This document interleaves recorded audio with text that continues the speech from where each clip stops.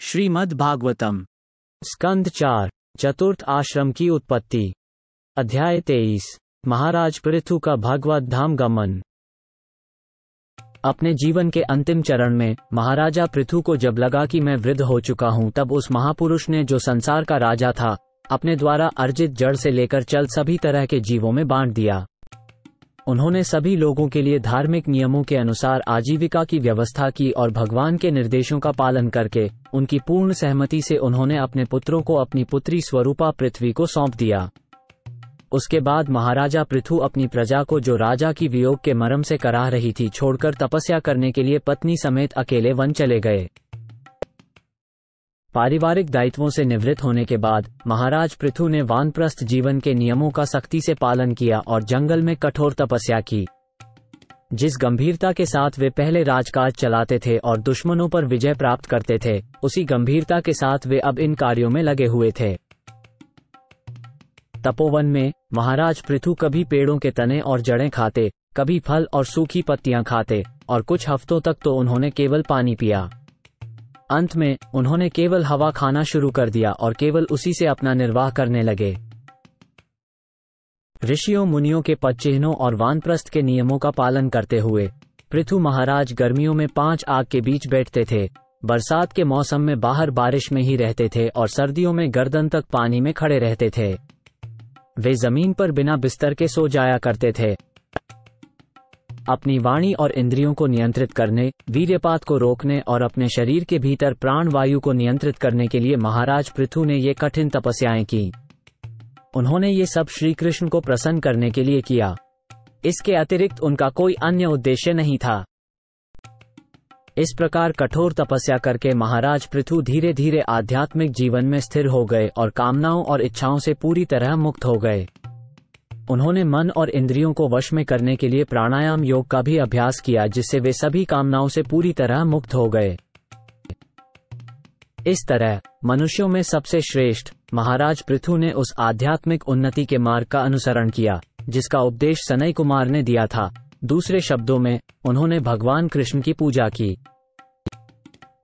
महाराज पृथु इस प्रकार पूरी तरह से भक्ति में तल्लीन रहे, नियमों और विनियमों का कड़ाई से पालन करते हुए सिद्धांतों के अनुसार 24 घंटे।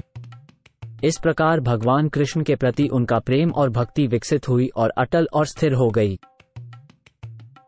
निरंतर भक्ति साधना करने से पृथु महाराज का मन पवित्र हो गया। फलस्वरूप वे निरंतर भगवान के चरणों का ध्यान लगाने लगे। इससे वे पूर्ण रूप से वैरागी हो गए और परम ज्ञान प्राप्त कर सभी संशयों से परे हो गए। इस प्रकार वे मिथ्या अहंकार और जीवन की भौतिक धारणा से मुक्त हो गए। जब महाराज पृथु पूर्ण रूप से शरीर के साथ अपने अस्तित्व के विचार से मुक्त हो गए, तो उन्होंने भगवान श्री कृष्ण को परमात्मा के रूप में देखा, जो हर किसी के दिल में निवास करते हैं।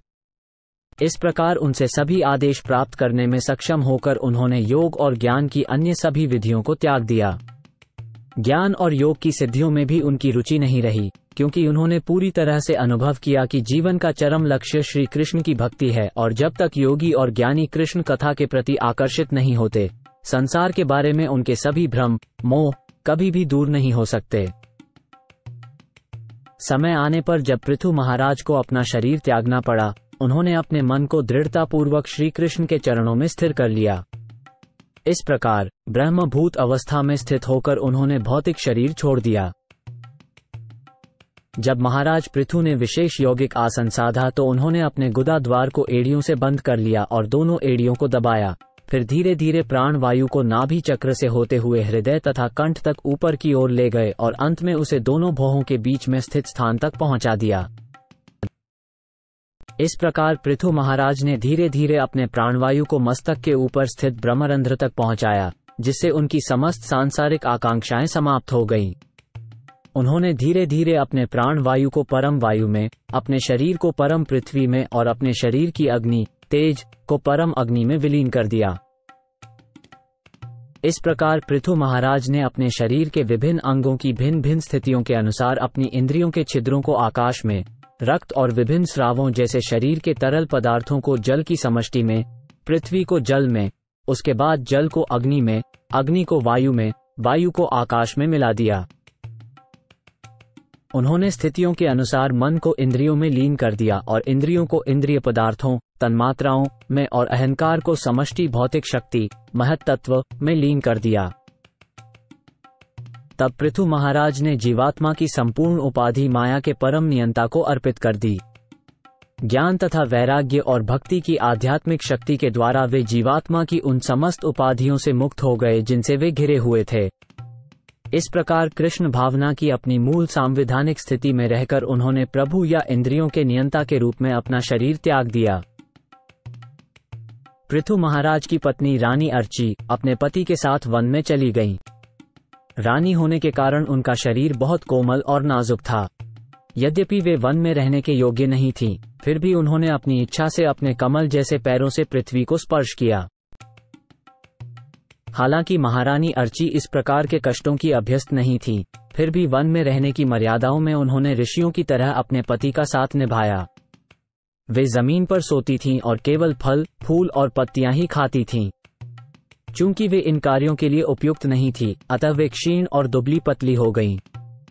फिर भी उन्हें अपने पति की सेवा करने से जो सुख मिलता था, उसके कारण उन्हें किसी कष्ट का एहसास नहीं होता था। जब महारानी अर्ची ने देखा कि उनके पति, जो उनके और पृथ्वी के लिए बहुत दयालु थे, में अब जीवन के कोई लक्षण शेष नहीं हैं, तो वो थोड़ी देर रोईं और उसके बाद एक पहाड़ी की चोटी पर एक चिता बनाई और अपने पति के शरीर को उस पर रख दिया। इसके बाद रानी ने आवश्यक अंतिम संस्कार के कार्य किए और जल अर्पित किया। फिर नदी में स्नान करने के बाद उन्होंने आकाश में स्थित विभिन्न लोकों के विभिन्न देवताओं को प्रणाम किया। इसके बाद उन्होंने अग्नि की परिक्रमा की और अपने पति के चरणों का ध्यान करते हुए अग्नि की लपटों में प्रवेश किया। अर्ची नामक वीर पतिव्रता पत्नी और महान राजा पृथु की महिषी के इस वीरतापूर्ण कृत्य को देखकर सहस्त्रों देवपत्नियों ने प्रसन्न होकर अपने अपने पति सहित रानी की स्तुति की। उस समय देवतागण मंदरा पर्वत शिखर पर विराजित थे। उनकी पत्नियां चिताग्नि पर फूल बरसाने लगीं और इस तरह एक दूसरे से बातें करने लगीं। देवताओं की पत्नियां बोलीं, रानी अर्ची धन्य है। हम देख रही हैं कि समस्त राजाओं के सम्राट महाराज पृथु की ये रानी ऐश्वर्य की देवी लक्ष्मी ने जिस प्रकार भगवान विष्णु की सेवा की है, ठीक उसी प्रकार उन्होंने मन, वचन और कर्म से अपने पति की सेवा की है। देवों की पत्नियों ने आगे कहा, जरा देखो तो कि यह पतिव्रता महिला अर्ची अपने अविश्वसनीय पुण्य कर्मों के प्रभाव से अभी भी अपने पति का पीछा कर रही है और जहां तक हम देख सकते हैं ऊपर की ओर जा रही है। इस भौतिक जगत में हर मनुष्य का जीवन काल अल्प होता है, लेकिन जो भक्ति में लीन रहते हैं वे भगवान के धाम वापस चले जाते हैं, क्योंकि वे वास्तव में मुक्ति के मार्ग पर होते हैं। ऐसे लोगों के लिए कुछ भी दुर्लभ नहीं होता। जो मनुष्य इस संसार में बहुत अधिक संघर्षपूर्ण कार्यों में लगा रहता है और जो मनुष्य के शरीर को पाकर, जिसे दुखों से मुक्ति पाने का मौका माना जाता है, कठिन कामों को करना जारी रखता है, तो उसे धोखाधड़ी माना जाना चाहिए और अपने ही प्रति ईर्ष्यालु माना जाना चाहिए। महर्षि मैत्रेय ने आगे कहा, हे विदुर, जब देवता पत्नियां परस्पर ऐसे संवाद कर रही थीं, तब तक रानी अर्ची ने उस लोक को प्राप्त कर लिया जहां उनके पति सर्वोच्च सद्गति को प्राप्त सर्वोत्कृष्ट स्वरूप वाले महाराज पृथु पहुंच चुके थे। मैत्रेय ने आगे कहा, भक्तों में महान महाराज पृथु अत्यंत शक्तिशाली थे और उनका चरित्र अत्यंत उदार तथा उद्दाम था। मैंने जहां तक संभव था तुमसे उसका वर्णन किया है। जो व्यक्ति राजा पृथु के महान गुणों का श्रद्धा और लगन से वर्णन करता है, चाहे वो उन्हें खुद पढ़े या सुने या दूसरों को सुनाने में मदद करे, वो निश्चित रूप से उसी लोक को प्राप्त करता है जिसे महाराज पृथु ने प्राप्त किया था। दूसरे शब्दों में, ऐसा व्यक्ति भी वैकुंठ लोक में भगवान के धाम में वापस चला जाता है। यदि कोई पृथु महाराज के गुणों को सुनता है तो वह ब्राह्मण हो तो ब्रह्मशक्ति में निपुण हो जाता है, क्षत्रिय हो तो संसार का सम्राट हो जाता है, वैश्य हो तो अन्य वैश्यों तथा अनेकों पशुओं का स्वामी हो जाता है और शूद्र हो तो वो श्रेष्ठ भक्त बन जाता है। ये कोई मायने नहीं रखता कि व्यक्ति पुरुष है या महिला। जो कोई भी महाराज पृथु के इस वृतांत को अत्यंत श्रद्धा के साथ सुनता है, वो यदि संतानहीन है तो संतान युक्त और निर्धन है तो वो धनवान बन जाता है। यदि कोई समाज में प्रसिद्ध न हुआ हो तो ये कथा सुनने से वो सम्माननीय हो जाएगा और यदि निरक्षर हो तो परम विद्वान बन जाएगा। दूसरे शब्दों में पृथु महाराज की कथा सुनना इतना शुभ फल देता है कि सारे दुर्भाग्य को दूर कर देता है। पृथु महाराज के चरित्र कथानक को सुनने से मनुष्य महान बन सकता है, अपनी आयु बढ़ा सकता है, स्वर्गलोक में जा सकता है और कलयुग के दोषों से बच सकता है। साथ ही वो धर्म, अर्थ, काम और मोक्ष के लाभों को अर्जित कर सकता है।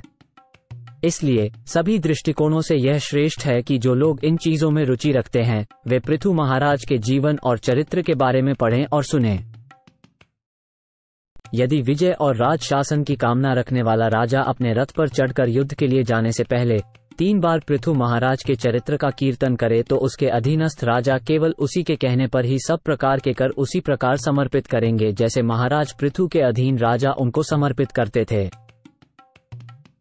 भक्ति की विविध विधियों का पालन करने वाला शुद्ध भक्त कृष्ण चेतना में पूर्णतया लीन होकर दिव्य पद पर स्थित हो सकता है, परंतु भक्ति करते हुए भी उसे पृथ्वी महाराज के जीवन और चरित्र के बारे में सुनना, दूसरों को सुनने की प्रेरणा देना व उसे पढ़ना चाहिए। महर्षि मैत्रेय ने कहा, हे विदुर, पृथु महाराज के चरित्र के बारे में मैंने यथासंभव आपको बताया है जो मनुष्य की भक्ति भावना को बढ़ाने वाला है।